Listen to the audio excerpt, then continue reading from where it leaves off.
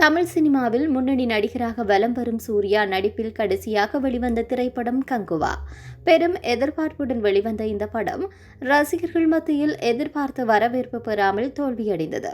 இந்த படத்தை தொடர்ந்து சூர்யா கார்த்தி சுப்புராஜ் இயக்கத்தில் ரெட்ரோ படத்தில் நடித்து முடித்திருக்கின்றார். இப்படம் மே 1 ரிலீஸ் ஆகும் என அறிவிக்கப்பட்டது. அதைத் தொடர்ந்து சூர்யா ஆர்ஏ பாலாஜி இயக்கத்தில் அவருடைய 45வது திரைப்படத்தில் நடித்து வருகின்றார். சினிமாவில் நடிப்பதை தாண்டி பல நல்ல விடயங்களை செய்து வரும் சூர்யா அவருடைய அகரம் ஃபவுண்டேஷன் மூலம் ஏராளமான ஏழை குழந்தைகளுடைய கல்விக்கு உதவி செய்து வருகிறார். இந்த நிலையில் அகரம் நிறுவனத்தின் புதிய அலுவலகம் நேற்று திறக்கப்பட்டது.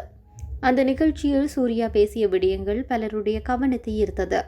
அதில் எனக்கு சொந்த வீடு கட்டும் போது இருந்த சந்தோஷத்தை விட தற்போது இந்த விழாவின் மூலம் மகிழ்ச்சி அதிகமாக உள்ளது. முதலில் அகரத்தை 10க்கு 10 அறையில் தான் தொடங்கினோம். தற்போது அது வளர்ந்து பல குழந்தைகளுக்கு உதவி செய்யும் வகையில் அமைந்தது எனக்கு மிகவும் மகிழ்ச்சியாக உள்ளது.